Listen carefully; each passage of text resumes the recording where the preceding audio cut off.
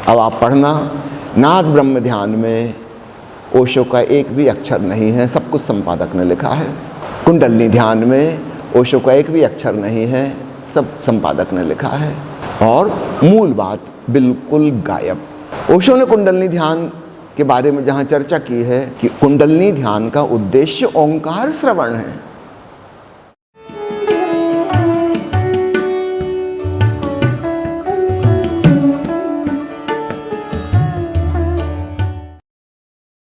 सभी मित्रों को नमस्कार और स्वागत है आपका आज के प्रश्नोत्तर सत्र में।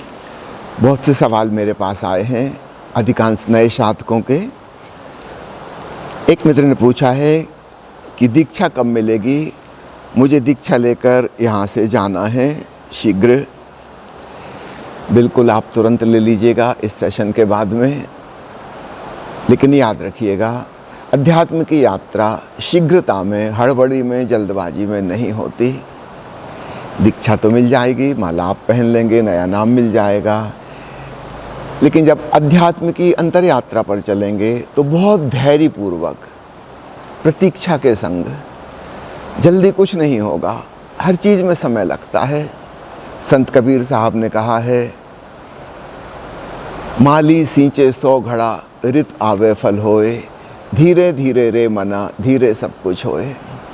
बाहर की दुनिया में जो आदमी जितनी जल्दबाजी में होगा उतने शीघ्र परिणाम आएंगे, और भीतर के लोक में जो व्यक्ति जितनी शीघ्रता में होगा उतना ही विलंब हो जाएगा। इसका कारण समझ लीजिए। बाहर की दुनिया में यदि आप धीरे धीरे चल रहे हैं तो आप पिछड़ जाएंगे।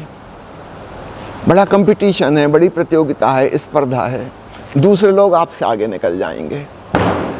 लेकिन भीतर आप किसी के साथ प्रतियोगिता नहीं कर रहे हैं। मेरी आवाज़ सुनाई दे रही सबको? तो रहने दीजिए, माइक को छोड़ दीजिए, बंद कर दीजिए। भीतर के लोक में अन्य कोई है ही नहीं, आप किसी से किसी प्रतियोगिता में नहीं हैं। आप स्थिर हो जाएंगे, शांत हो जाएंगे, धैर्यपूर्वक होंगे तो स्वयं ही स्वयं को जान पाएंगे। यदि आप जल्दबाजी में होंगे तो आप हमेशा बहिर्मुखी हो जाएंगे। तो अंतर्मुखी होने की एक अनिवार्य शर्त है कि व्यक्ति बहुत धीरज में हो, पेशेंस। और मज़े की बात है, यदि हम अनंत काल तक धीरज रखने को तैयार हैं तो एक क्षण में आत्मज्ञान घट जाता है। और अगर हम जल्दबाजी में हैं, शीघ्र हो जाए, फटाफट हो जाए, देर क्यों लग रही है, तो फिर अनंत काल लगेगा। क्योंकि अधैर्य की वजह से हम शांत नहीं हो पा रहे। हमारी नज़र दूर किसी टारगेट पर है, जहां हमें पहुंचना है, जो हमें पाना है, और वही चूकने का कारण हो जाएगा। हम स्वयं को पाए ही हुए हैं, कुछ पाना नहीं है। हम ऑलरेडी वो हैं जो हम हो सकते हैं। उसका पता तो तब चलेगा जब हम रुक जाएं, हमारे मन में कहीं पहुंचने की इच्छा ना हो, तो हम स्वयं को जान लेंगे। इसलिए पुनः दोहरा दूं, बाहर के जगत में जो व्यक्ति शीघ्रता करेगा वो आगे निकल जाएगा, वो मंजिल तक पहुंच पाएगा। आलसी आदमी पिछड़ जाएगा। और भीतर के जगत में जो परम आलसी हैं, द सुप्रीम लेजी पर्सन, वो पालेंगे, क्योंकि वहाँ कुछ पाना नहीं, वहाँ मिला ही हुआ है, बस शांत, धीरज, प्रतीक्षा का भाव।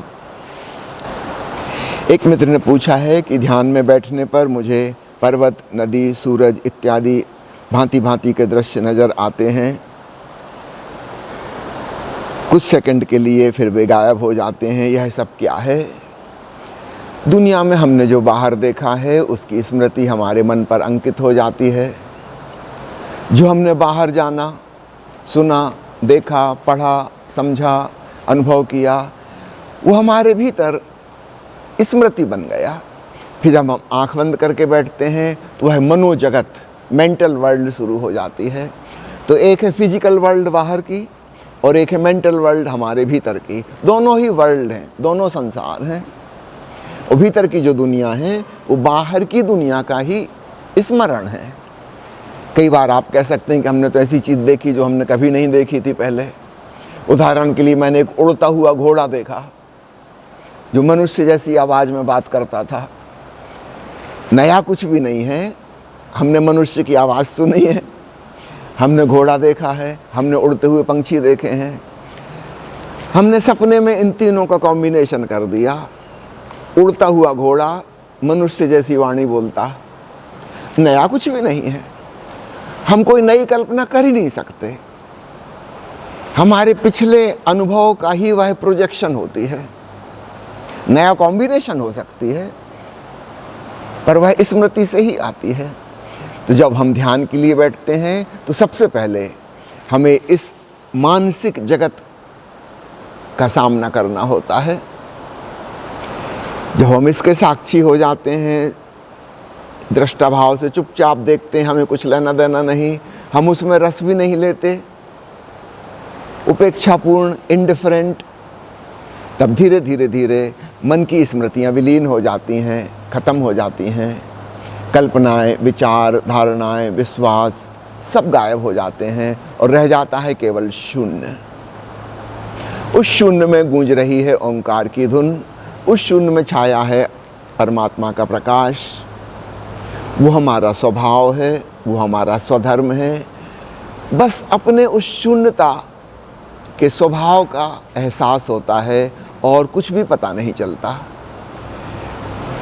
ऐसे देखो तो ध्यान में कोई अनुभव नहीं होते, ध्यान में बस स्वयं के होने का एहसास होता है।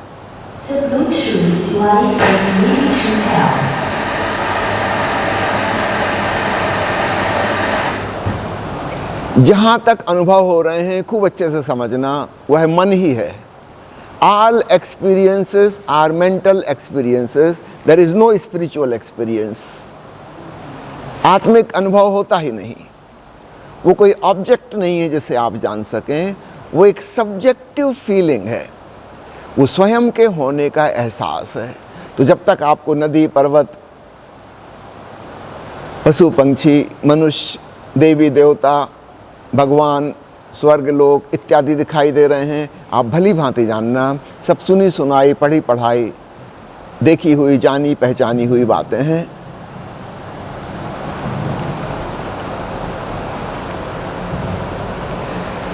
जब कुछ भी अनुभव ना हो, सिर्फ स्वयं का होना रह जाए, pure subjective experience of being one self, इसलिए उसको एक्सपीरियंस कहना भी ठीक नहीं। ओशो उसको कहते हैं एक्सपीरियंसिंग, अनुभव नहीं, अनुभूति। थोड़ा सा फर्क हो गया दोनों में। अनुभव में ऑब्जेक्ट और सब्जेक्ट दो होते हैं, द्वंद्व होता है, द्वैत होता है। जैसे बाहर के जगत में हम किसी चीज़ को जान रहे हैं, वह चीज़ अलग है, मैं उससे अलग हूँ। इसी प्रकार मानसिक जगत में हम जो जानते हैं, हम उससे भिन्न और पृथक होते हैं। आत्मिक अनुभव में बस हम स्वयं ही होते हैं, इसलिए उसको अनुभव कहना ठीक नहीं, जैसा कि अन्य अनुभव होते हैं। इसलिए जब तक अनुभव हो रहे हैं, जानना अभी ध्यान की शुरुआत में आपने कदम उठाया है, अभी असली ध्यान शुरू नहीं हुआ।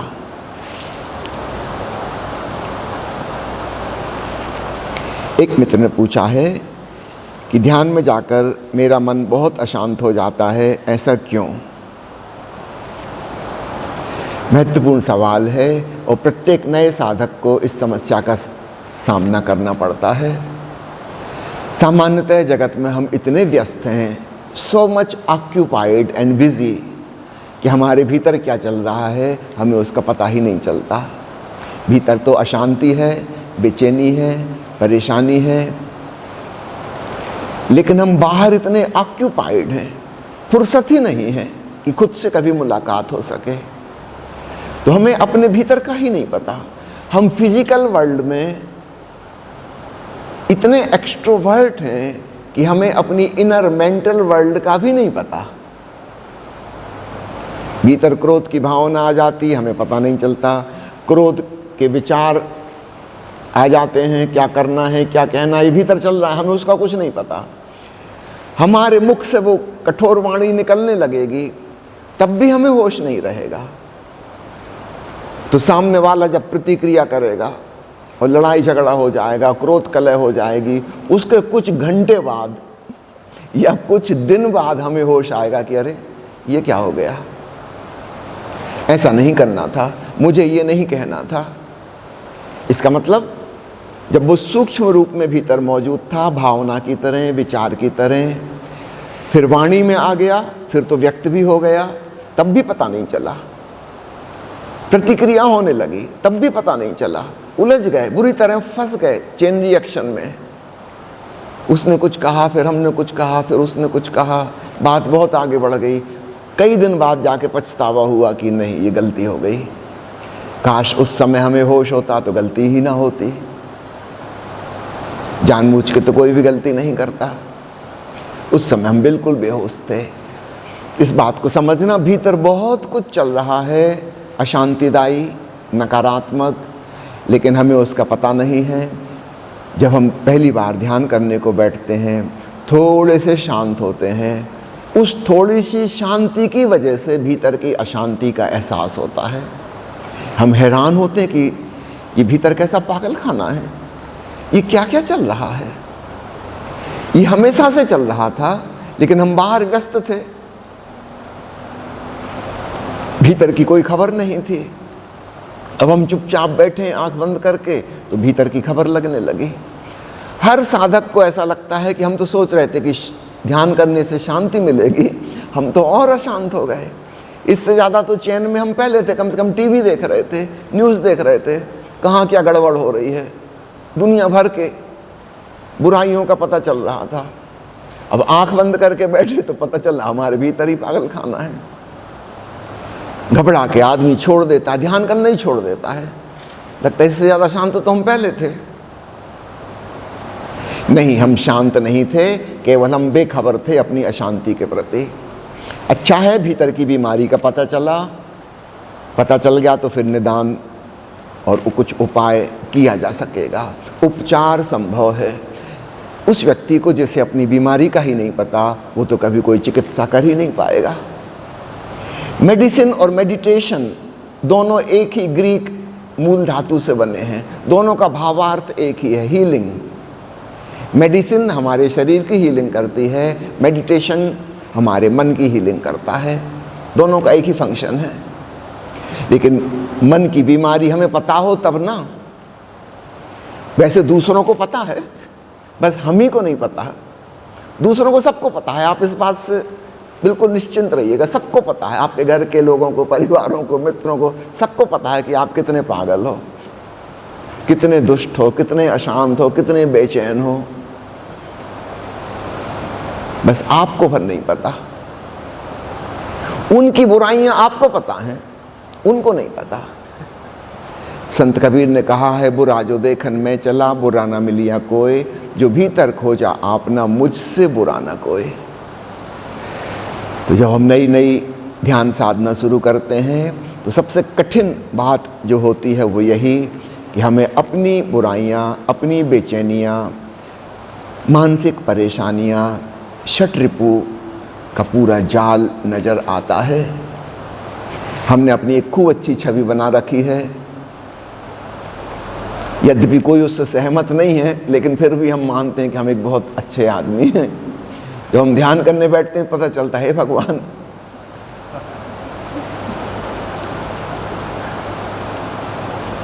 मैं उस प्रकार का आदमी हूं जिससे मैं मिलना भी ना चाहूं कभी, जिसके साथ एक क्षण जीना मुश्किल है। ये कठिन दौर है, हर ध्यानी को इससे गुजरना ही होगा। धीरज रखना, इसके पार और भी कुछ है। ये बीच में एक अशांति की दीवार है, लेकिन अगर तुम इसको पार कर गए तब तुम पाओगे भीतर महाशून्य है, विराट शांति है, परम चैतन्य है, सच्चित आनंद है, वहाँ सत्यम शिवम सुंदरम है। लेकिन बीच में ये धुआं धुआं मिलेगा, तो पहले से ही समझ के चलना कि ऐसा होगा, इससे बचने का कोई उपाय नहीं।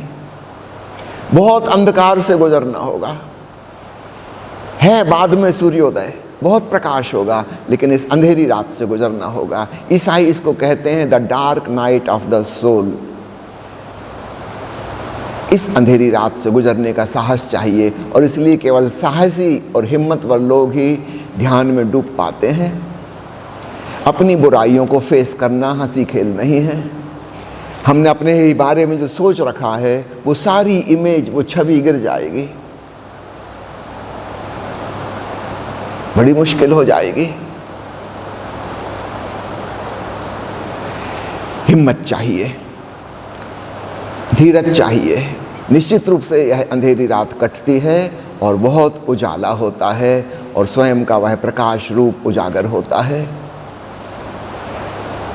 तो हिम्मत रखना, धीरज रखना, जानना कि ऐसा सबको होता है, कोई नई बात नहीं हो रही है। जो भी ध्यान के मार्ग पर चलेगा ये होना ही होना है, तो फिर इसको स्वीकार लो और धीरज रखो। रात जितनी अंधेरी होती है, सूर्योदय उतना ही निकट है, ऐसा जानो। कि मुझे रोना आ रहा है, डर लगता है खोने का, क्या खोने का यह पता नहीं, कुछ समझ नहीं आ रहा। अभी अभी मैं जो कह रहा था, स्वयं की अच्छी छवि, वो जो अहंकार है, इगोइस्टिक एटीट्यूड है, वह खो जाएगा। उसी को खोने का डर है। हमने स्वयं को वही जाना है, उससे भिन्न हमें कुछ पता नहीं कि मैं कौन हूँ। दूसरों की नज़रों में मैं जैसा दिखाई देता हूँ, मेरे पासपोर्ट में और आधार कार्ड में, आईडी में जो लिखा है, जैसा दूसरा मुझे जानते हैं, पहचानते हैं, मैं खुद भी अपने आप को वैसे ही पहचानता हूँ। वो शकल सूरत, वो रंग, वो हेयर स्टाइल, वो जाति, नाम, प्रोफेशन, पढ़ाई लिखाई, डिग्रियाँ, परिवार, देश, भाषा इत्यादि इत्यादि, वही हमारा आइडेंटिफिकेशन है। कोई पूछे मैं कौन हूँ, मैं कहूँगा मैं डॉक्टर हूँ। नहीं, मैं कोई पैदाइशी डॉक्टर नहीं हूँ। ये संयोग की बात है कि मैंने मेडिकल कॉलेज की पढ़ाई की। मैं कुछ और भी बन सकता था, this is just a coincidence.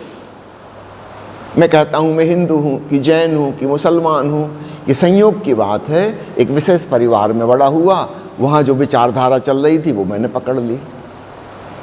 किसी अन्य परिवार में मेरा पालन पोषण होता, मैं वहाँ की धारणाएं पकड़ लेता। ये मेरा होना नहीं है। ये जो शरीर है ये माता पिता से मिला है। माता पिता को उनके माता पिता से मिला था। पूर्वजों की पीढ़ी दर पीढ़ी जो डीएनए और क्रोमोसोम्स चले आ रहे हैं, ये शकल सूरत, ये ऊंचाई, लंबाई, चौड़ाई, ये बीमारियां, ये स्वास्थ्य, ये उम्र, ये सब उसकी देन है। लंबी डीएनए की श्रृंखला, इसमें आपका कुछ भी नहीं है। ये आपका होना नहीं है। फिर मैं कौन हूं? जब हम भीतर जाते हैं एक शून्यता का एहसास होता है। ऐसा लगता है कुछ भी नहीं है। वहां घबराहट होती है। इस प्रक्रिया से भी हर साधक को गुजरना होता है, इसलिए सभी के लिए समझने योग्य।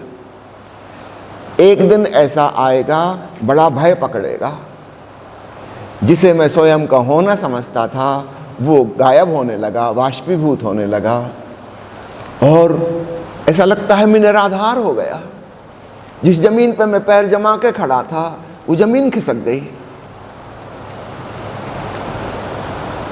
मैं कौन हूं, परिभाषा मिट गई। हूं भी या नहीं,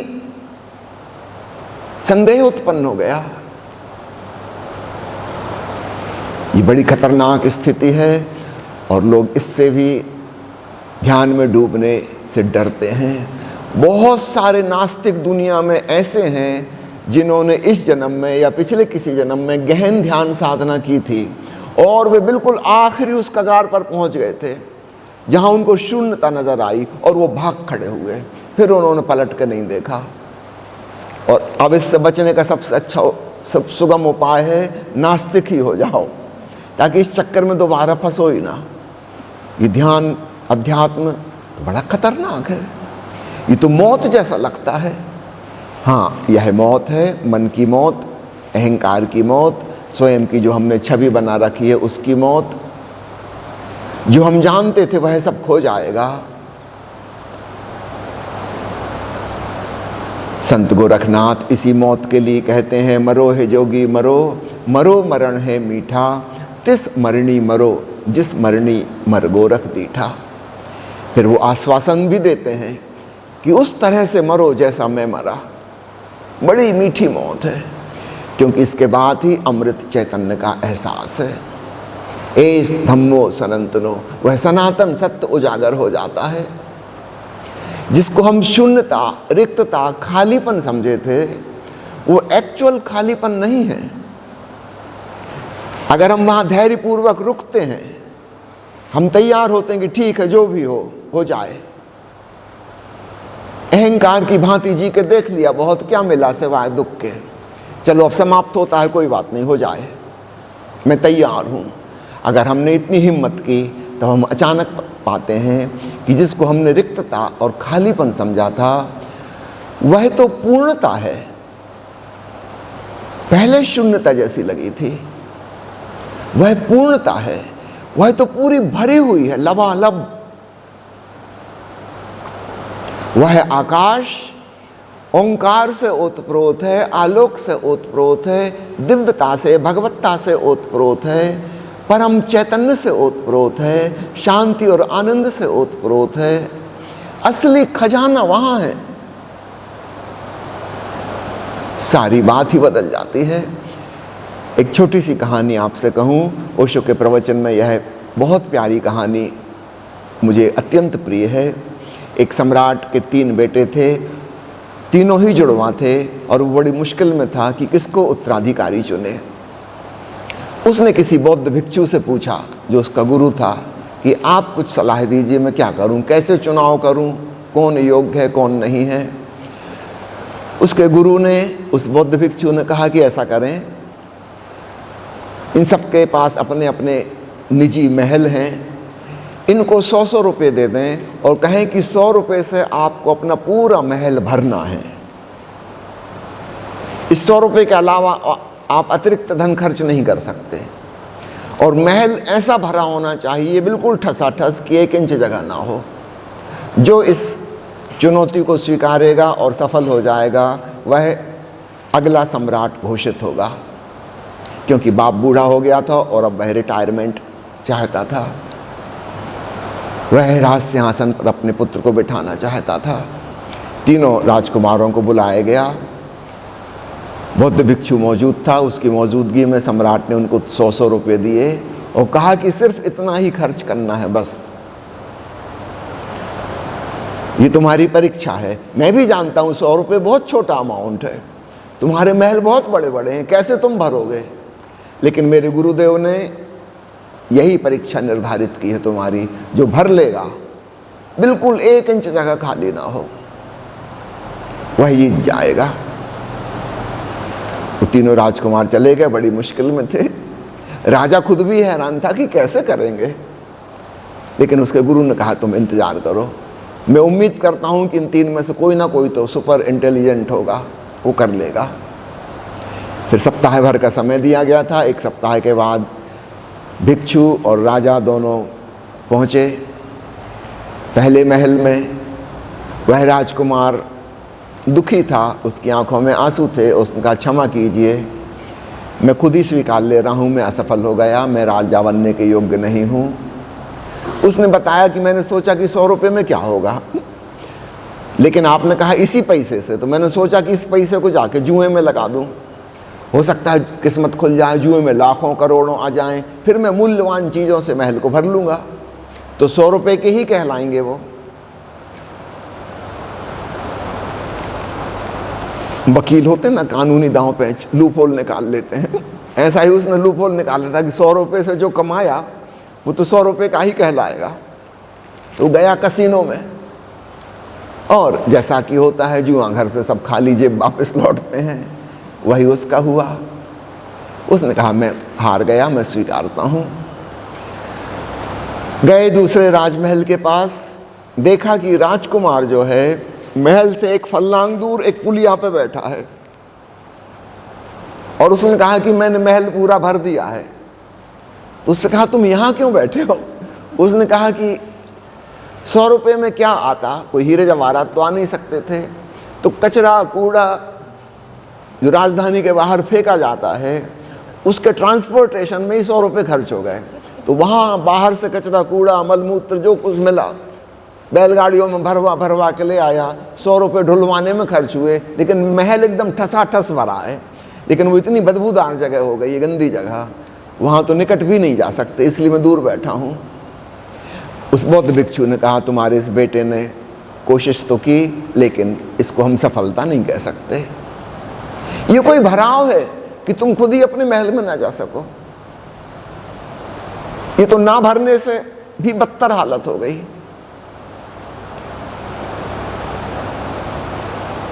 फिर तीसरे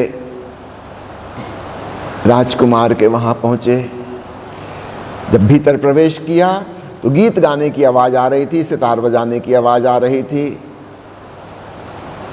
सम्राट तो हैरान हुआ, ये महल तो बिल्कुल खाली नजर आता है, कुछ भी नहीं है, कोई सामान नहीं। हर कोने में एक छोटा सा दीपक जल रहा है, कुछ फूल रखे हैं, गुलदस्ते रखे हैं, अगरबत्तियां जल रही हैं, और वो राजकुमार जो है वो अपनी सितार बजा रहा है और गीत गा रहा है। महल तो एकदम खाली। सम्राट दुखी हो गया। जब राजकुमार ने देखा कि उसके पिता और पिता के गुरु आए हैं, वो उठकर आया। बहुत अहोभाव से, धन्यवाद भाव से उसने अपने पिता के चरण स्पर्श किए, बौद्ध भिक्षु के चरण स्पर्श किए। उसके चेहरे की प्रसन्नता देखने काबिल थी, अहोभाव से वह भरा हुआ था।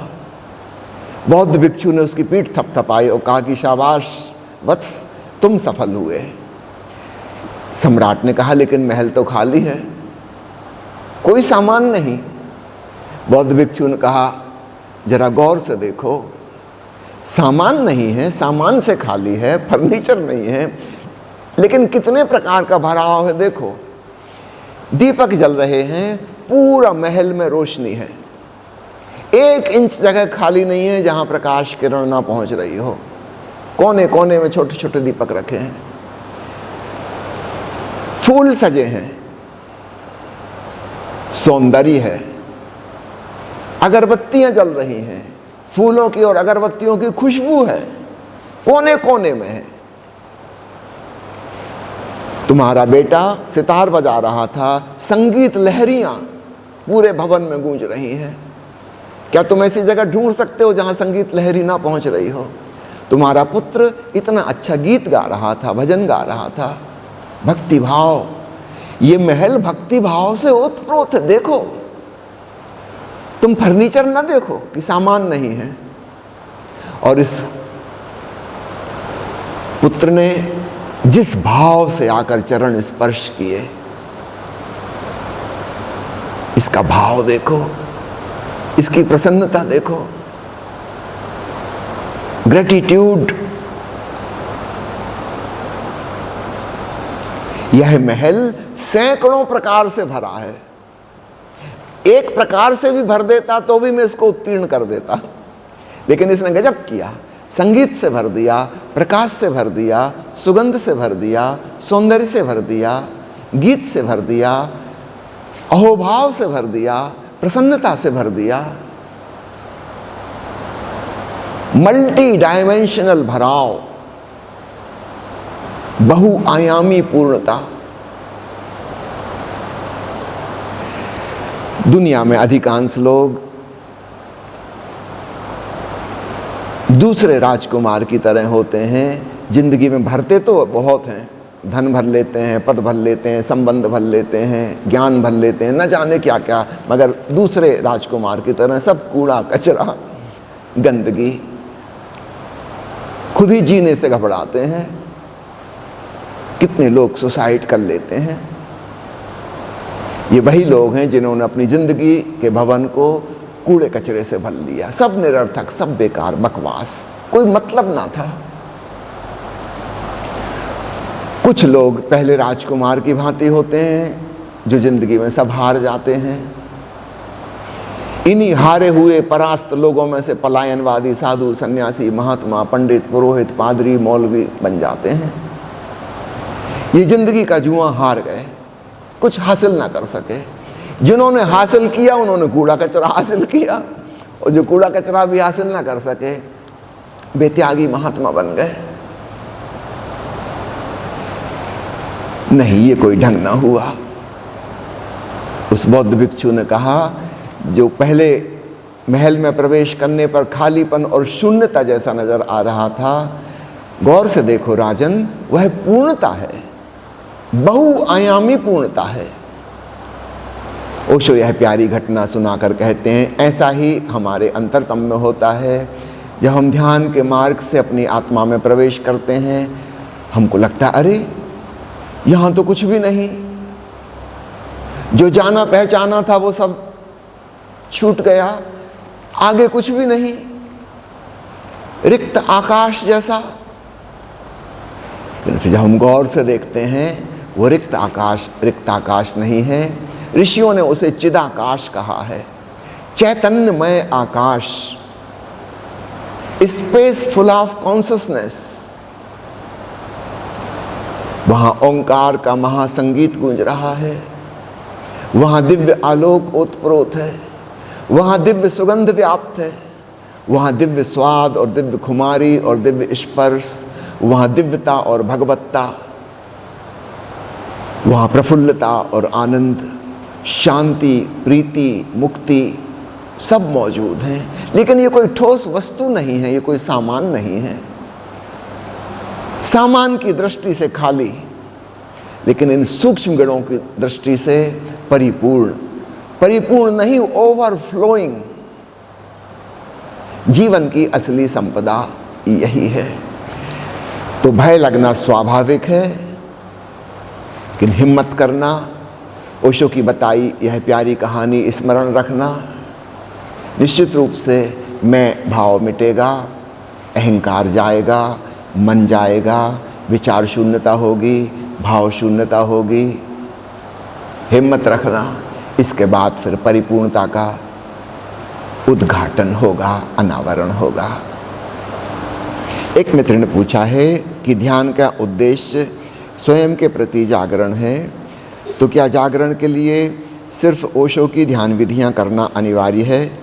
अगर आप ओशो की ध्यान विधियों को समझ गए, उसका सार सूत्र पकड़ लिया, तो आपको बात समझ में आ जाएगी। 3 बातें मुख्य हैं। एक,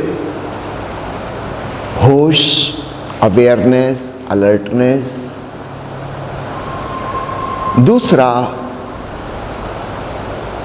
बी नॉन जजमेंटल, निर्णायक मत बनो, न्यायाधीश मत बनो, किसी चीज पर अच्छे बुरे का लेवल मत लगाओ, तभी तुम अवलोकन कर पाओगे, वाचफुलनेस हो पाएगी। और तीसरा महत्वपूर्ण तत्व है रिलैक्सेशन, बहुत शांति की, विश्रांति की अवस्था। तुम्हारी अवेयरनेस कंसंट्रेशन ना हो जाए, क्योंकि कंसंट्रेशन में तो टेंशन होगा, तनाव होगा। वो एक सुखद अवस्था नहीं है, और इसलिए उसमें ज़्यादा देर टिक नहीं सकते। वो तो थोड़ी देर में छोड़नी पड़ेगी, थक जाओगे, एग्जॉस्ट हो जाओगे। नहीं, अवेयरनेस विथ रिलैक्सेशन।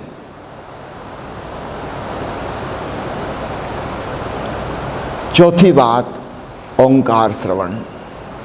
भीतर शून्य का संगीत गूंज रहा है, वह ध्वनि करीब करीब ऐसी है जैसे ओम ओम ओम कोई तेजी से जप रहा हो, या राम राम राम राम राम राम का जप कर रहा हो, और धीरे धीरे रा खो जाए, ओ खो जाए, सिर्फ माँ हमिंग साउंड रह जाए, भौरे की गुंजार जैसी, भ्रामरी प्राणायाम की ध्वनि जैसी, जैसे मधुमक्खियों का कोई जत्था गुजर रहा है और एक गूंज हो रही है। ऐसी भीतर के शून्य आकाश में एक गूंज हो रही है। संतों ने उसको राम नाम कहा है, उसे एक ओंकार सतनाम कहा है, उसे परमात्मा का असली नाम कहा है। ये ध्यान के अनिवार्य तत्व हैं। विधि कुछ भी हो सकती है। भगवान शिव ने 112 विधियां बताई, संत गोरखनाथ ने सैकड़ों विधियां बताई, बुद्ध ने, महावीर ने, कबीर ने, सब ने अपनी अपनी बहुत सी विधियां बनाई। आधुनिक युग को देखते हुए, आधुनिक युग के मनुष्य की समस्याओं को देखते हुए ओशो ने बहुत सी विधियां बनाई और भविष्य में बहुत विधियां बन सकती हैं। याद रखना, जिसमें ये 4 चीज़ें आ गई, ऊपर से उसका रंग रूप कुछ भी हो, टेक्निक कुछ भी हो, अंत में ये परिणाम घटित हो जाए, वह चीज़ काम की है, वह उपयोगी है।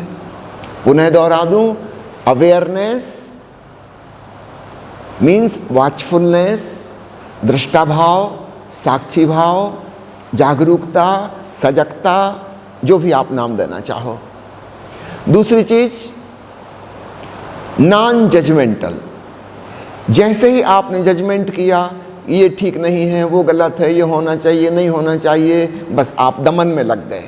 जैसे ही आपने कहा, कह रहे मेरे भीतर गुस्सा आ रहा है, गुस्सा तो ठीक नहीं, वो गुस्सा अचानक गायब हो जाएगा, वो अवचेतन मन के अंधेरे में खिसक जाएगा, अब आपको दिखाई ही नहीं देगा, आप उसका अवलोकन नहीं कर पाओगे, वो छुप गया।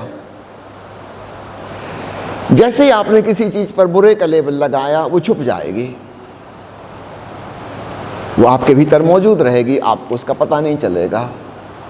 जब आपका होश कम होगा तब अचानक वो विस्फोट कर जाएगी। इसलिए बिना कोई निर्णय लिए क्या ठीक है, क्या गलत है, क्या शुभ है, क्या अशुभ है, क्या होना चाहिए, क्या नहीं होना चाहिए, ये सारी भावनाएं हटा के बिल्कुल इंडिफरेंट, उपेक्षापूर्ण, हमें कोई लेना देना नहीं, जो हो रहा है हम चुपचाप जागरूकता पूर्वक उसे जान रहे हैं। तो ये एटीट्यूड बहुत ज़रूरी है। हमें कुछ लेना देना नहीं है, हम बिल्कुल उपेक्षापूर्ण हैं। ना हम कह रहे हैं कि ये विचार बहुत अच्छा है, थोड़ी देर रुक जाए, ना हम ये कह रहे हैं कि ये विचार हटाए यहाँ से, मुझे बिल्कुल पसंद नहीं।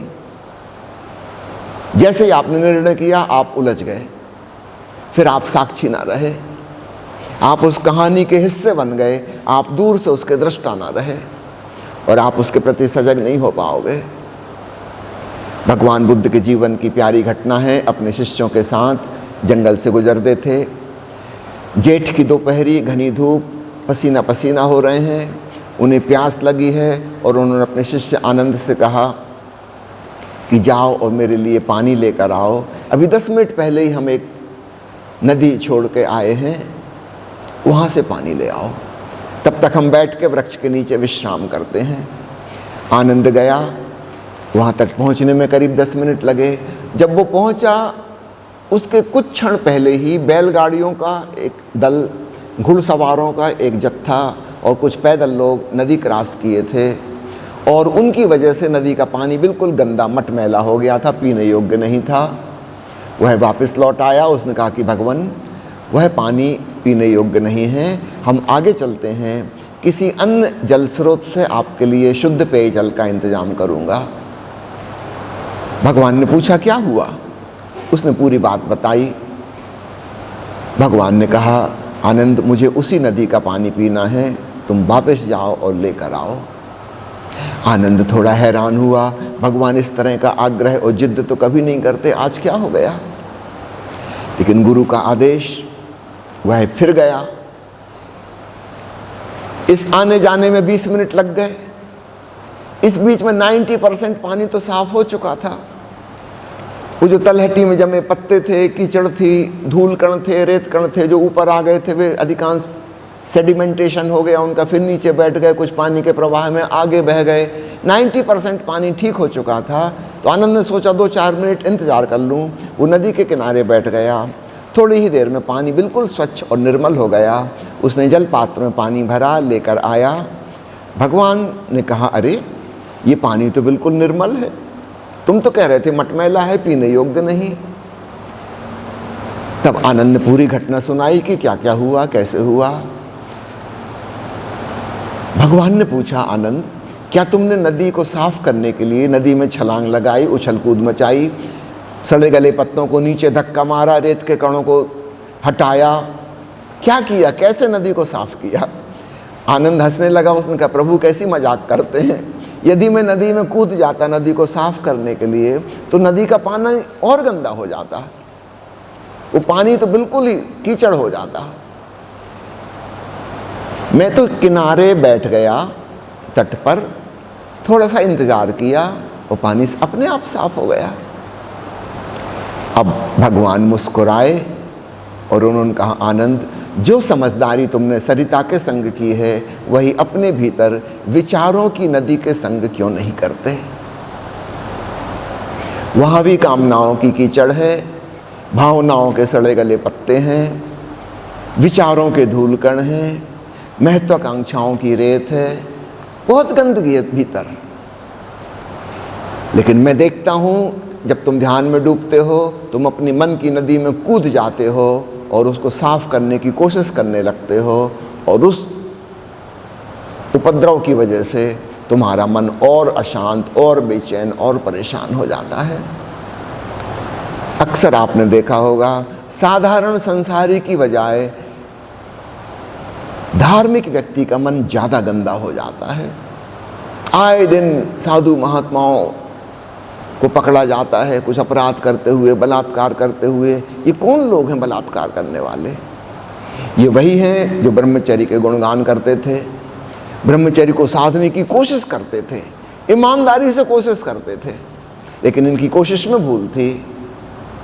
ये अपने भीतर दमन कर रहे थे, जबरदस्ती हटाने की एक प्राकृतिक चीज को कोशिश कर रहे थे, और अंततः ये बुरी तरह असफल हो गए। इनका मन साधारण संसारी के मन से भी ज्यादा गंदा हो गया। आश्चर्य नहीं, ऐसा ही होगा। सावधान, you have to be non judgmental. आनंद की तरह तट पर बैठ जाना, इसी को कहते हैं तटस्थ होना। चुपचाप देखो, एक सड़ा पत्ता आ रहा है, जा रहा है, धूलकण आ गए, चले गए, मिट्टी आ गई, निकल गई। चुपचाप देखते रहो, देखते रहो, देखते रहो। तो बिना कोई निर्णय लिए, जहां तुमने निर्णय लिया तुम नदी में कूदे। निर्णय का मतलब है कि हमारा कुछ मोह है, किसी चीज को हम बचाएंगे, किसी चीज को हटाएंगे। तुम उलझ गए, तटस्थ ना रह पाए। तो पहला अनिवार्य तत्व है ध्यान विधि का सजगता, जागरूकता। दूसरा है बिना निर्णय लिए दृष्टा भाव से देखना। तीसरा अनिवार्य तत्व है रिलैक्सेशन। इस पूरी प्रक्रिया में तनाव ना हो। आप कोई श्रम नहीं कर रहे हैं, कोई मेहनत नहीं कर रहे हैं, बहुत विश्रांति पूर्वक, धीरज से, बड़े प्यार से, प्रेम भाव से। इसको तपस्या नहीं समझना, इसको श्रम मत समझना। बड़े आराम से, जैसे कुछ नहीं कर रहे हैं। You are simply doing nothing. Deep relaxation की भावना भीतर हो, ये एक अनिवार्य तत्व है। इसके बिना ध्यान घटित नहीं होगा। अगर आप मेहनत कर रहे हैं, सच पूछो तो मुझे तो साधना शब्द भी अच्छा नहीं लगता, क्योंकि साधना में वो आ ही गया कि हम कुछ स्पेशल मेहनत कर रहे हैं। नहीं, ऐसा समझो हम मजा ले रहे हैं, हम मौज कर रहे हैं, हम जरा अपने आप को देख रहे हैं भीतर क्या हो रहा है। Just enjoying being one self. अपने संग होने का मजा ले रहे हैं। दूसरों के संग तो हम हमेशा होते हैं। आधा घंटे के लिए हमने तय किया कि जरा अपने साथ रहेंगे, एकांतवास, अपने होने का मजा लेंगे। तो साधना शब्द चाहो तो छोड़ ही दो, उसमें बड़ी गंभीरता सी है। अपने साथ होने का मजा लेंगे, कोई खास बात नहीं कर रहे हैं, नथिंग सीरियस। और चौथी बात है, जैसे जैसे हम भीतर शून्य में प्रवेश करने लगेंगे, वहां ओंकार की गूंज सुनाई देगी। उसके श्रवण में लौलीन हो जाना, बस प्यार से सुनना, भक्ति भाव पूर्वक सुनना। परमात्मा की आवाज है, इस भाव से सुनना। यह आवाज सिर्फ आवाज नहीं है, ये एक हाथ की ताली, सूफी जैसे कहते हैं अनहद, जिसकी कोई हद नहीं है, बेहद।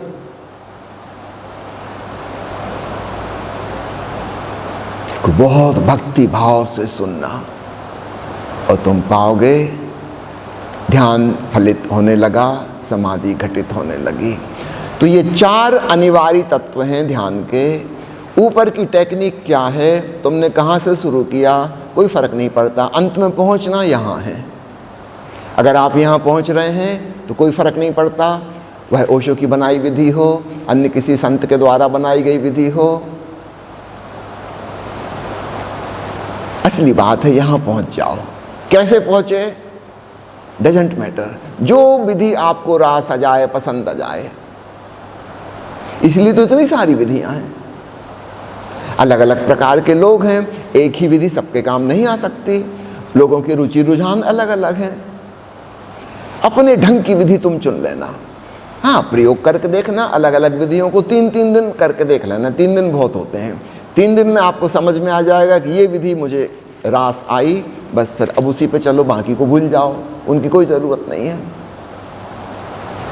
जब तक तुम्हें अपनी पसंद की विधि ना मिल जाए, प्रयोग करते रहना। करते करते करते एक दिन कोई ना कोई चीज़ पकड़ में आएगी कि वाह मज़ा आ गया, ये है असली चीज़।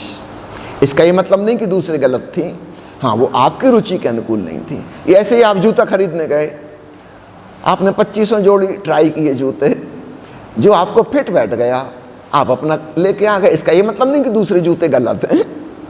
कैसा दुकानदार है, हजारों जूते रखे, सब गलत, आपके ना आपके नहीं हैं, आपको क्या लेने देना, वो किसी और के काम के होंगे, गलत नहीं है, वो भी उनके भी ग्राहक आएंगे।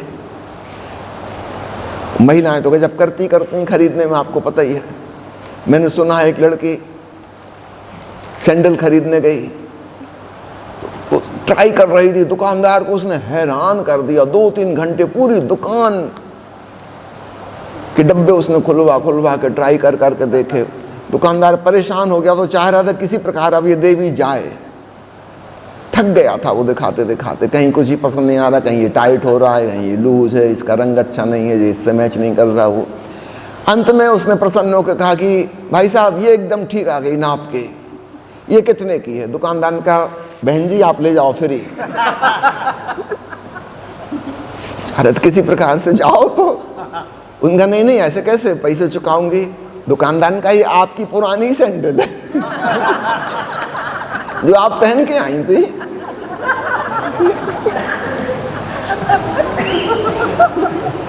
ओशो की एक बड़ी प्यारी किताब है अंग्रेजी में, when the shoe fits, Chwang Tzu के ऊपर।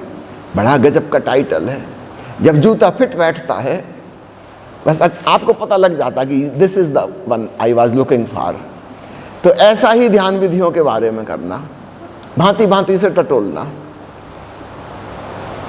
और जब फिट बैठ जाएगी आपको एकदम समझ में आ जाएगा कि बस यही है मेरे काम की, वो आपके काम की। अब उसमें डूबना, अब उसका सदुपयोग करना।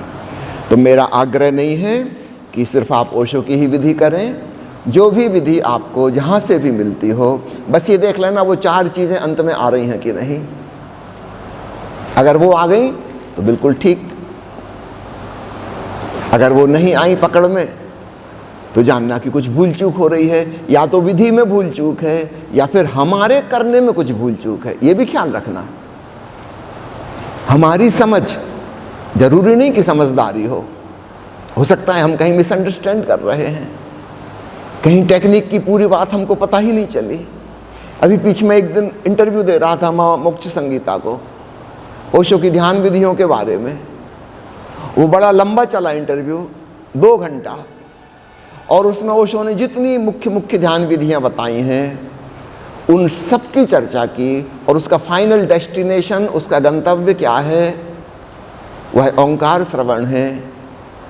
ओशो के कोटेशन उद्धृत कर करके मैंने बताया, और लोगों के जो कमेंट आए उस इंटरव्यू के बाद मैं हैरान हो गया। 30-30, 40-40 साल पुराने सन्यासियों ने लिखा कि आपने हमारी आंखें खोल दी। आपने जो कोटेशन ओशो के बताए वो सब हमने पढ़े थे, सुने थे, हमें ख्याल में ही नहीं था कि ये है असली बात। यहाँ तक कि सबसे पहली ध्यान की किताब छपी थी, रजनीश ध्यान योग, मेरे ख्याल से 1975 या 1976 में, उसके जो संपादक थे उन्होंने लिखा कि हद हो गई, मैंने वो किताब लिखी थी, एडिट की थी, मुझे नहीं पता था कि उसका सारी विधियों का लक्ष्य एक है।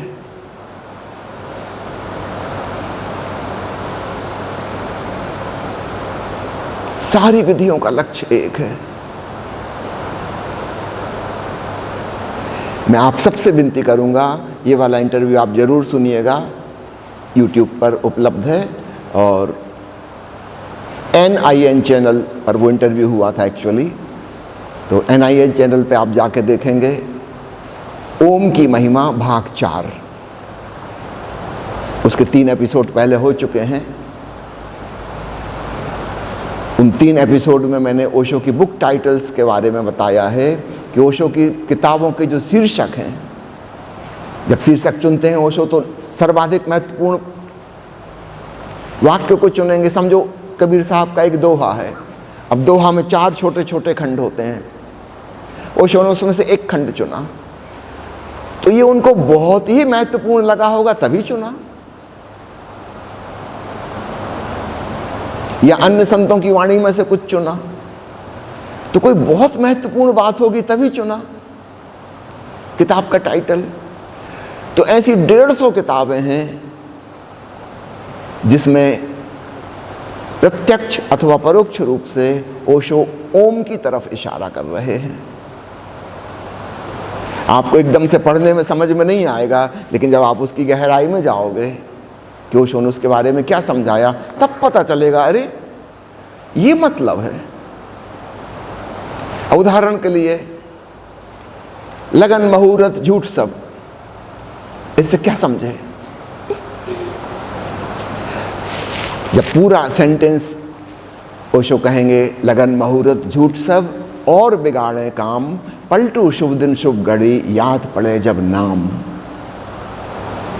अब समझ में आया? नाम यानी ओम, सतनाम। पलटू शुभ दिन शुभ घड़ी, वही शुभ दिन है, वही शुभ घड़ी है जीवन की जब परमात्मा की ध्वनि सुनाई पड़ने लगी। इसके अलावा सब व्यर्थ है, लगन मुहूर्त झूठ सब और बिगाड़े काम।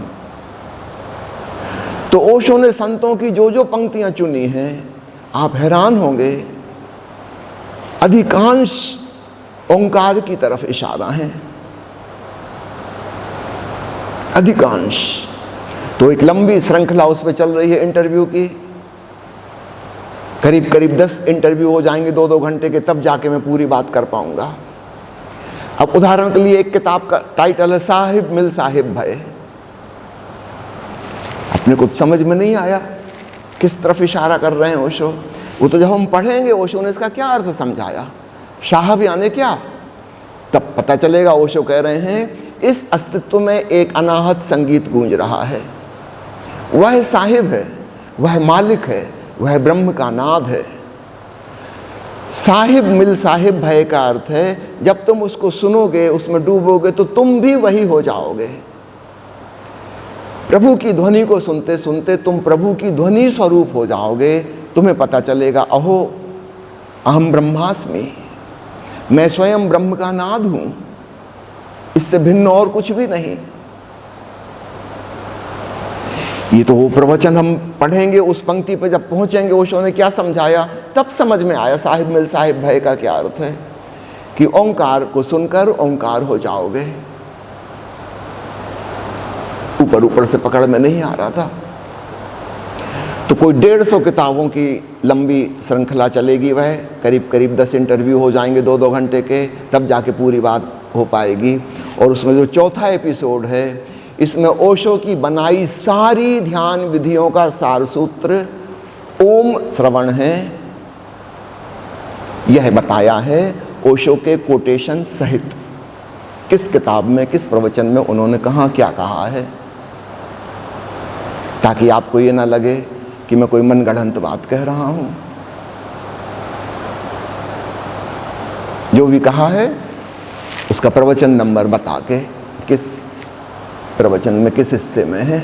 एक मित्र का सुझाव आया है बंबई से, वो भी बहुत पुराने सन्यासी हैं, और जब मैंने इसमें समझाया शक्तिपात का अर्थ, तब वो बहुत चौंके ये तो ख्याल में नहीं था। हम कहा आप सुनो अब आप पूरा प्रवचन। ओशो ने क्या कहा है, शक्तिपात में क्या होगा। उन्होंने पूरा प्रवचन सुना। अब समझ में आया। बोले हाँ अब आया। शक्तिपात में ये होना चाहिए था ओंकार का श्रवण, नहीं तो हम उस समय तो समझे ही नहीं। जब वो सो स्पष्ट बता रहे हैं और हमारे सिर के ऊपर से बात निकल जाती है। वो कहानी भी आपसे कह दूं जो सामूहिक शक्तिपात के पहले उन्होंने बताई कि सामूहिक शक्तिपात में क्या होगा। इसको एक उदाहरण से उन्होंने कहा। एक छोटी सी घटना, यूरोप की घटना है। वहाँ जिप्सी हुआ करते हैं, जैसे हमारे यहाँ हुआ करते थे खाना बदोश। जिप्सियों के समूह अक्सर बच्चों को चुरा लेते हैं और एक जगह से दूसरी जगह कर आते जाते रहते हैं। तो जिप्सियों ने एक गांव से एक छोटे बच्चे को चुरा लिया। उस बच्चे के मुंह में कपड़ा ठूंस दिया, उसके हाथ पैर बांध दिए। वो कोई आवाज़ नहीं कर सकता, हाथ पैर बंधे हैं। उसको बोरे में बंद कर दिया है। शाम का समय है और उसको बैलगाड़ी में रख के वो लोग ले जा रहे हैं। वो छोटा बच्चा असहाय बोरे में बंद, कुछ बोल सकता नहीं, मुंह बंद है, हाथ पैर बंधे हुए हैं, हिल-डुल सकता नहीं। करे क्या? कुछ करने को नहीं। उसे सिर्फ एक आवाज़ सुनाई दे रही है। उसके गांव का जो चर्च था उसकी घंटियां बज रही हैं शाम का समय। बस वो आवाज़ उसको सुनाई पड़ रही है। धीरे धीरे बैलगाड़ी गांव से दूर होती जा रही है। वो घंटियों की ध्वनि क्रमशः कम और कम और कम होती जा रही है और अंततः वो ध्वनि खो गई। वो गांव से बहुत दूर निकल गए। वो जिप्सी लोग पता नहीं उसको कहाँ ले गए, कहाँ उसका पालन पोषण हुआ, बड़ा हुआ। जब वो युवक हो गया तब उसको सिर्फ एक ही बात याद थी अपने गांव की, वो जो घंटियों की आवाज़ थी चर्च की शाम की, वो भर स्मरण था और सब भूल गया था। क्योंकि उस समय इतनी छोटी उम्र थी, ना तो उसको अपना नाम पता था, ना अपने माता पिता का नाम पता था, ना गांव का नाम पता था, कोई जानकारी नहीं थी। चाहता था कि खोज लूं अपने मूल उद्गम स्थान को, लेकिन कैसे खोजूं। एक ही चीज़ याद थी कि शाम का समय था, वो चर्च की घंटियां बज रही थीं, वो ध्वनि उसको याद है। फिर वो जगह जगह जाए, छोटे छोटे गाँव में शाम के समय जब घंटी का समय होता है, घंटी की आवाज़ सुने, उसको लगे नहीं ये वाली वो घंटी नहीं है। फिर दूसरे गांव में जाए, तीसरे गांव में जाए, कई साल वो मेहनत करता रहा। एकमात्र रिकॉग्निशन का पॉइंट घंटी की आवाज़ थी। लेकिन अंततः एक दिन वह आवाज़ सुनाई पड़ी, एकदम याद आ गया यही है वो चर्च की घंटी। भागा भागा वो चर्च में पहुंच गया। चर्च के गेट में पहुंचते से फिर तो याद आ गया कि ये चर्च का गेट है, यही मेरा गांव है। फिर वो रास्ते भी याद आ गए, चौराहा याद आ गया। वो भाग के अपने घर पहुंच गया। अब तो उसके माता पिता काफ़ी बुजुर्ग हो चुके थे, लेकिन ये तो पहचान गया उनको, वो लोग नहीं पहचान पा रहे थे। लेकिन एकदम से जब एक सिलसिला टूटा स्मृतियों का, तो कई चीज़ें याद आ गईं। उसने पुरानी घटनाएं बताई अपने माता पिता को, ऐसा हुआ था, ऐसा हुआ था। तब उन लोगों ने भी रिकॉग्नाइज कर लिया, हाँ तू हमारा ही पुत्र है। फिर तो उसको सब याद आ गया आसपास का। ये वाली कहानी सुना के ओशो कहते हैं, मैं उम्मीद और आशा करता हूँ कि सामूहिक शक्तिपात के प्रयोग में आपको भी वह घंटियों की आवाज़, वह ओंकार की ध्वनि सुनाई दे और अपना असली घर, वो परमात्मा का ठिकाना, हमारा मूल उद्गम स्थान, वह याद आ जाए।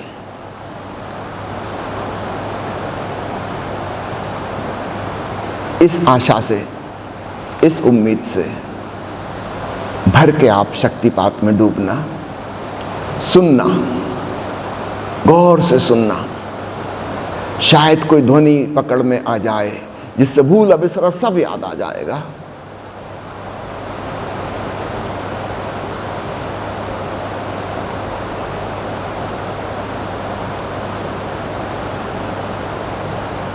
यह घटना ओशो ने सामूहिक शक्तिपात के पहले कही। इस प्रकार मैंने जो इंटरव्यू दिया है भाग नंबर 4, ओशो की दृष्टि में ओम की महिमा, मैं आप सबसे निवेदन करता हूँ प्लीज़ ज़रूर सुनिएगा, क्योंकि ध्यान विधियों के संग बहुत सी भूल चूक हो गई, बहुत सी चीज़ें न जाने कैसे कैसे बिगड़ गईं। ओशो ने जो कहा था वैसी वो रही ही नहीं, बहुत कुछ चेंज हो गया और मूल बात गायब ही हो गई जिसकी खातिर वो विधि थी। और मैंने उस सब का वर्णन किया है, वो कैसे गायब हो गई, क्यों गायब हो गई, ऐसा होना भी स्वाभाविक था। बुद्ध पुरुषों के द्वारा दी गई बात अज्ञानियों के हाथ में जब आती है तो फिर कुछ का कुछ हो जाता है, और जैसे जैसे समय बीतता जाता है धूल की परत जमती जाती है, वो हीरे की चमक गायब ही हो जाती है, उसका पता ही नहीं चलता कि इसके नीचे हीरा छुपा हुआ था। ऐसा कुछ हमेशा होता आया है, अभी हुआ है और आगे भी ऐसे ही होगा। नाद ब्रह्म ध्यान की विधि है, आप पढ़ना किताब meditation the first and last freedom, या उसका हिंदी अनुवाद ध्यान योग प्रथम और अंतिम मुक्ति। उसमें संपादक ने स्टार्टिंग में मेंशन किया है कि इस किताब में जहाँ जहाँ इटैलिक अक्षर हैं, तिरछे अक्षर, वो संपादक के द्वारा लिखे गए हैं, और जहाँ जहाँ सीधे अक्षर हैं वो ओशो के कोटेशन हैं। अब आप पढ़ना, नाद ब्रह्म ध्यान में ओशो का एक भी अक्षर नहीं है, सब कुछ संपादक ने लिखा है।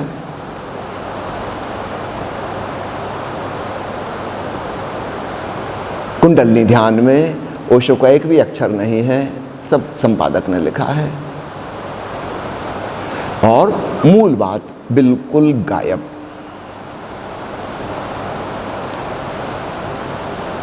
मैं चाहता हूं कि ओशो के प्रवचन से चुनकर पुनः किताब छापी जाए कि ओशो ने जैसा कहा है नाद ब्रह्म, वो बताओ ना आप अपने मन से लिखने की जरूरत क्या है। और वो तो बिल्कुल डिफरेंट है उन्होंने जो बताया है। ओशो ने कुंडलिनी ध्यान के बारे में जहां चर्चा की है वो वाला प्रवचन छापो, ताकि स्पष्ट पता चले कि कुंडलिनी ध्यान का उद्देश्य ओंकार श्रवण है। नाद ब्रह्म ध्यान का उद्देश्य ओंकार श्रवण है। सक्रिय ध्यान के वो हिस्से छापो जहां ओशो ने खुद शिविर ले रहे थे और खुद ध्यान कराया था, और चौथे चरण में उन्होंने क्या कहा था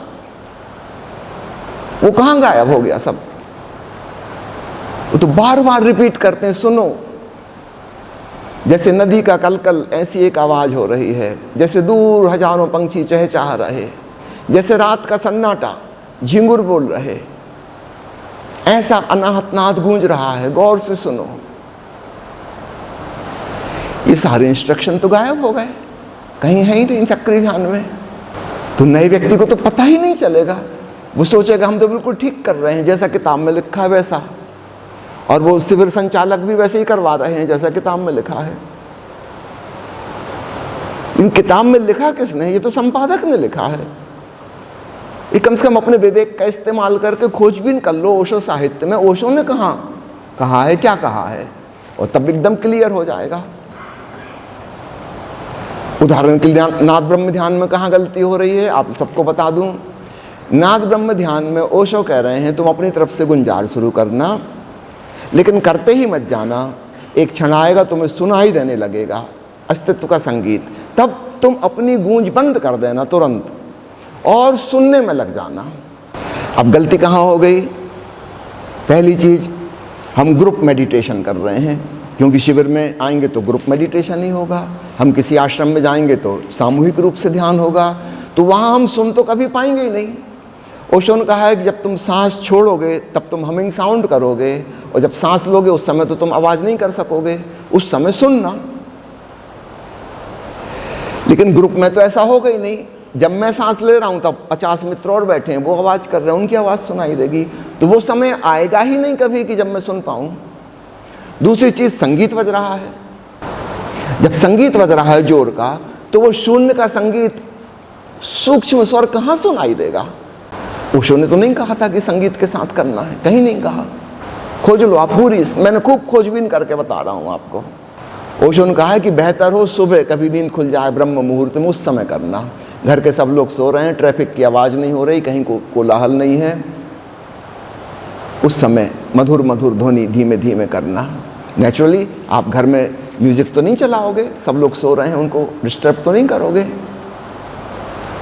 धीमी आवाज़ में गुंजार करोगे। और जब सांस लोगे तब तो एक गैप मिल जाएगा 6-7 सेकंड का, आराम से हमने सांस ली, उस समय सुनाई देगा ब्रह्म का नाद।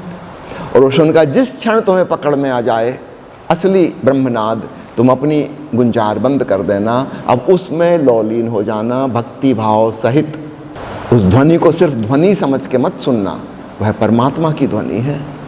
भक्ति की भावना से, बड़े प्रेम भाव से उसमें लौलीन हो जाना।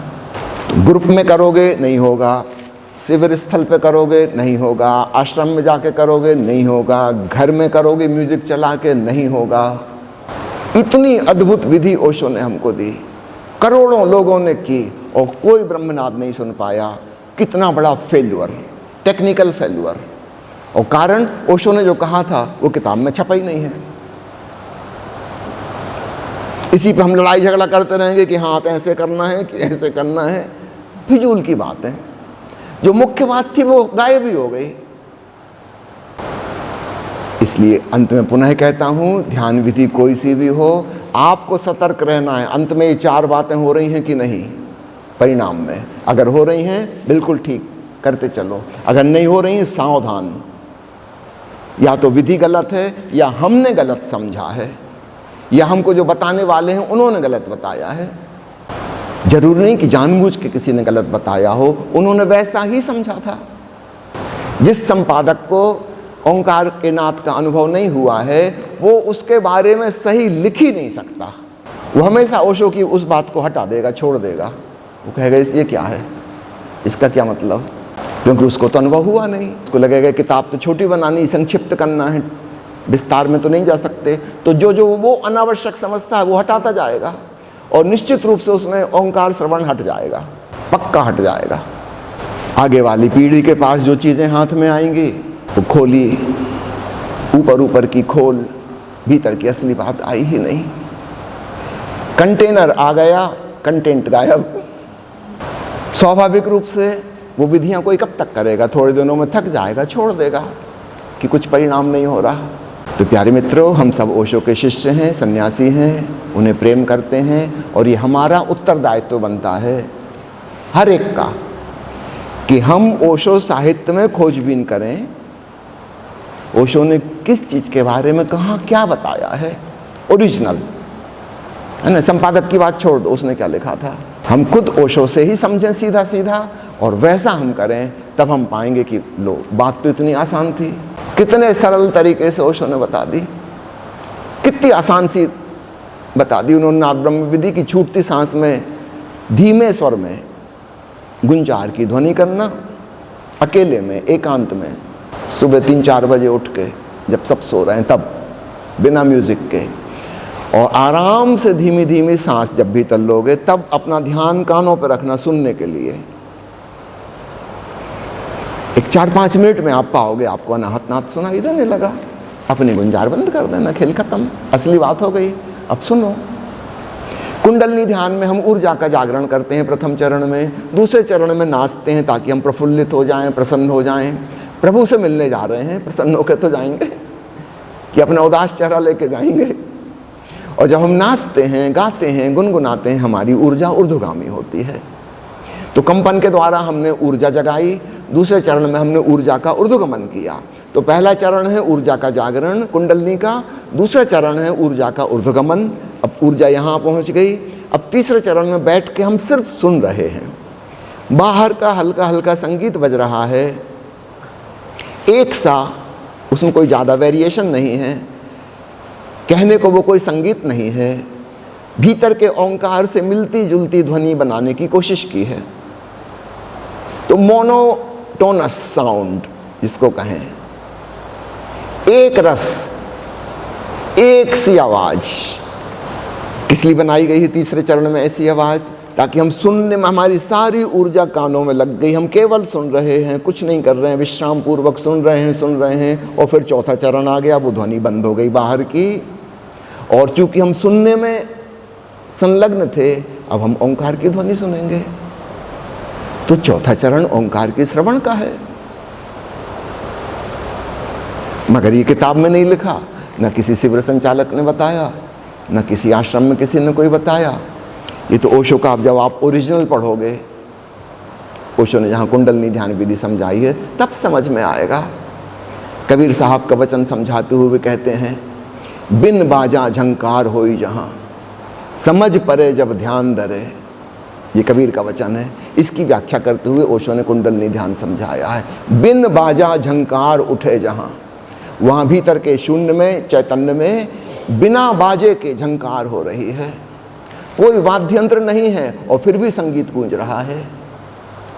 बिन बाजा झंकार उठे जहाँ, समझ परे तब ध्यान धरे। कबीर कहते हैं जब तुम उसको समझोगे, सुनोगे, तब तुम ध्यान धर पाओगे। उसने खूब डिटेल में इस बात को लिया है कि जब तक वो समझ में नहीं आएगा तुम्हें, तुम्हारा ध्यान लग नहीं सकता। तुम फिर भटक जाओगे, फिर वहाँ से हट जाओगे, फिर बहिर्मुखी हो जाओगे, क्योंकि भीतर कुछ पकड़ में आया ही नहीं। लेकिन भीतर जहाँ हमें सुनाई देने लगेगी बिन बाजे की झंकार, वो ओंकार, तब समझ परे तब ध्यान धरे, तब हमारा ध्यान वहाँ पे लग जाएगा। क्योंकि हमको एक आधार मिला, कुछ पकड़ने को मिला, जहाँ हम टिक सकते हैं। नहीं तो हम भीतर टिकेंगे कैसे? ओशो ने एक प्रवचन में बहुत सुंदर उपमा दी है। जैसे पुराने ज़माने में पानी के जहाज जाया करते थे, तो अपने साथ कबूतरों का एक झुंड रखते थे, ये पता लगाने के लिए कि ज़मीन कहीं आसपास है कि नहीं। तो कबूतरों को उड़ा देते। अगर कहीं दूर से ज़मीन दिख गई कबूतरों को, तो नेचुरली अब वो लौट कर नहीं आने वाले, वो वहाँ चले जाएंगे खाने पीने, हरियाली उनको दिख रही है। लेकिन कहीं कुछ उनको नज़र नहीं आएगा, चारों तरफ पानी पानी, तो फिर वापस जहाज में आएंगे, क्योंकि यहाँ दाने हैं खाने के लिए, यहाँ पानी है पीने के लिए। जाएंगे कहाँ? कबूतर क्यों लौट आते हैं? क्योंकि उनको कोई आधार नहीं मिला। अगर कहीं उनको दिख जाती ज़मीन, पेड़ पौधे, फिर तो वो उसी दिशा में निकल जाते। और वो इसीलिए रखे थे ताकि जहाज़ के कैप्टन को पता चल जाए कि कबूतर उस दिशा में गए हैं, चलो वहाँ ज़मीन है। क्योंकि वो ऊपर से देख रहे हैं, विहंगम दृष्टि, नीचे से नहीं देख पा रहे। तो इस उपमा से समझा के ओशो ने कहा है, ठीक ऐसे ही अगर तुम्हें भीतर यात्रा करते हुए वह आधार मिल गया ओंकार का, तब तो तुम वहाँ टिक जाओगे, वरना तुम फिर बहिर्मुखी हो जाओगे, फिर अपने पुराने जहाज पे वापस लौट आओगे। तो कोई आधार तो चाहिए ना टिकने के लिए। ओंकार वह आधार भूमि है जहाँ हमारी चेतना का पंछी पहुँच के विश्राम करेगा। ओशो की एक किताब का टाइटल है अनहद में विश्राम। उस अनाहत नाद में विश्राम होता है। अगर वो हमको नहीं पकड़ में आया तो हम वहाँ नहीं टिक पाएंगे, हम पुनः बहिर्मुखी हो जाएंगे। जो लोग बार बार कहते हैं कि हमारा ध्यान नहीं लगता, वो इसलिए नहीं लगता क्योंकि आपको कोई आधार नहीं मिला। वो कबूतर फिर वापस लौट आया, आधार मिल जाता तो फिर नहीं लौटता। तो संक्षेप में मैं क्या कहना चाह रहा हूँ आपसे, विधि किस गुरु के द्वारा बनाई गई है, कौन सी विधि है, सवाल इसका नहीं है। वो अंतिम 4 बातें फलित हो रही हैं तो आप बिल्कुल ठीक कर रहे हैं। अगर नहीं हो रही हैं तो कृपया खोजबीन करिए, हमारी समझ में कुछ भूल चूक हो गई है या हमको जो जानकारी मिली है उसमें कुछ चूक हो गई है, कहीं कुछ चूक हो गई। चलिए आज की चर्चा को यहीं समाप्त करते हैं।